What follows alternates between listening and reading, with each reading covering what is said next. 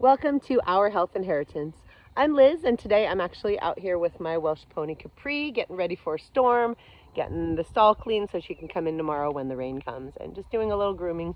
But I figured I'd do a quick post because tonight I want to shine light on a wonderful organization that helped me through my mastectomy and my reconstructive journey. So I was very fortunate back in my early 20s to meet someone by the name of Reverend Tammy Denise. Actually, I don't think she was a reverend at the time. Hi, Capri. But I babysat for her. So she was best friends with the wife of a DJ that I was on the air with back then, because I don't think I've even mentioned that I used to be a DJ at KSFM 102.5 here in Sacramento, and my name was Liz Handlin' Her Biz, or Liz Handlin' My Biz, depending on who you're talking to. But I babysat. I answered the phones at the front desk, I read for commercials, I hosted clubs. I also worked at AT&T Wireless. I did anything I could do to just bring in some income, because you didn't make a lot of money back then on the air. And one of the people that I babysat for was the best friend of David D's wife. And so I'm still friends with both of those wonderful women today, but I wanted to shine light on Carrie's Touch because back then she didn't have this organization. She was just a friend of mine and someone I babysat for. But fast forward to when I was going through my journey, I realized that she did have a breast cancer support organization, and she volunteered to help me. And most of her focus was on women of color, because that community often gets left behind in the breast cancer conversation, and they need more support than is available. So I was very fortunate, though, that she was obviously open to help anybody, and the focus just happens to be on women of color. But I wanted to shine light on Carrie's Touch because it's honestly a wonderful grassroots organization, local here to Sacramento, but their reach is much farther than Sacramento. And I'd love for you to do some research, make a donation, support this organization, because what they did for me, she came and prayed for me in the hospital on my surgery date. Her and her organization provided me with great tools and resources, also support groups, love and kindness, and all the things that you need when you're going through something like this.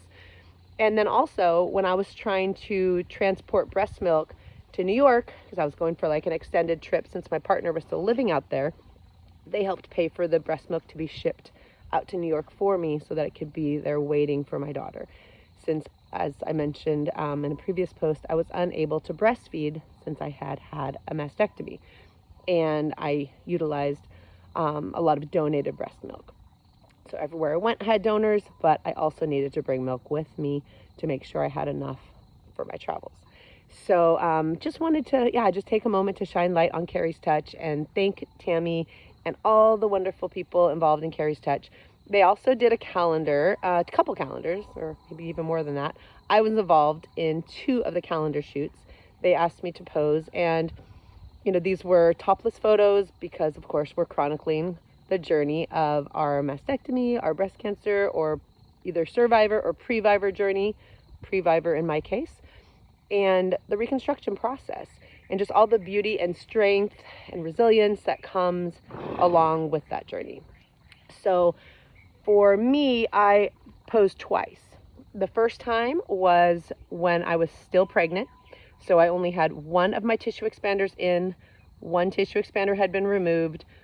It wasn't pretty, I will tell you. It was, some might say gruesome, but there was so much beauty in that moment of me carrying my child, the triumph that I felt knowing that I am preventing breast cancer and that I am going to be okay and be here to raise my child.